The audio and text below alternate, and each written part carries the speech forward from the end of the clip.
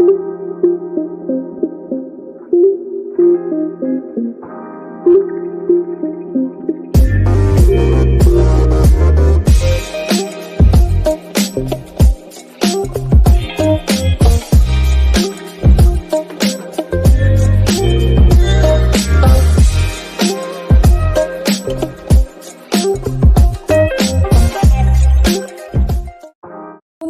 কিচেনের তরফ থেকে সকলকে স্বাগত জানাচ্ছি। আবার একটা রেসিপি আপনাদের মাঝখানে শেয়ার করতে চলেছি।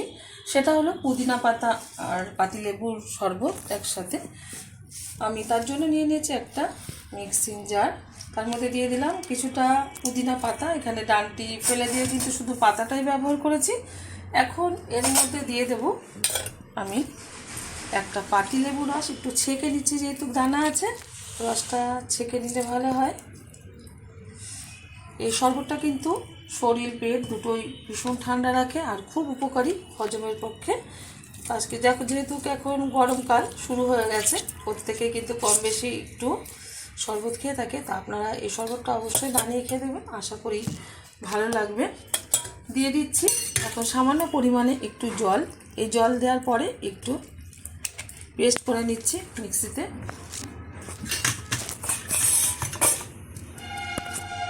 সরি বন্ধুরা, আমি এর মধ্যে চিনিটা দিতে ভুলে গেছি, দিয়ে দিচ্ছি এখানে চিনি। আপনারা চিনিটা একটু গুঁড়ো করেও দিতে পারেন, যে যেরকম মিষ্টি খাবেন শরবতে সেই অনুযায়ী কিন্তু চিনিটা ব্যবহার করবেন।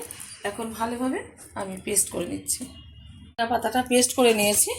এই যে এখন একটা বড় পাত্র নেব, তার মধ্যে একটা ছেঁকনি দিয়ে আমি ছেঁকে নেব। যদি কোনো পাতার দানা দানা ভাব থাকে সেটা এই ছেঁকনির মাধ্যমে আটকে যাবে, আর ভালোভাবে স্মুথটা মানে শরবতের যে এইটা স্মুথ শরবত সেটা বেরিয়ে যাচ্ছে ছেঁকনির মাধ্যমে। এই যে ছেঁকে নেওয়ার পর কিন্তু এটা বেরিয়েছে, পাতার যে চিবড়াটা সেটা বেরিয়েছে। এবার আমি দিয়ে দিচ্ছি এর মধ্যে কিছুটা পরিমাণে বরফ, দিয়ে দিচ্ছি এখানে কিছুটা চাট মশলা, আপনার এখানে ভাজা জিরেগুলো ব্যবহার করতে পারেন। দিয়ে দিচ্ছি বিট লবণ পরিমাণ মতো, দিয়ে দেব সামান্য পরিমাণে একটু জল।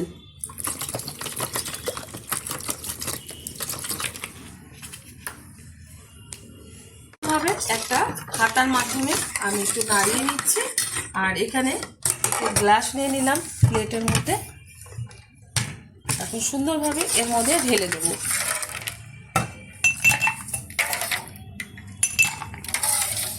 গরমকাল আপনারা কিন্তু এরকম একটা রেসিপি, সুন্দর রেসিপি সবার মাঝে শেয়ার করতে পারেন, বাড়িতে সুন্দরভাবে পেট ঠান্ডা করার জন্য খেতে পারেন। আশা করি ভালো লাগবে। ভালো লাগলে আমার চ্যানেলটিকে সাবস্ক্রাইব করবেন, লাইক করবেন, শেয়ার করবেন। আর গরমে পেট ঠান্ডা করার জন্য, শরীর ঠান্ডা করার জন্য এরকম একটা রেসিপি আপনারা বানিয়ে খাবেন, আশা করি ভালো লাগবে। একটু দেখার সৌন্দর্যের জন্য দিয়ে দিলাম একটু পুদিনা পাতা আর একটু পাতিলেবু।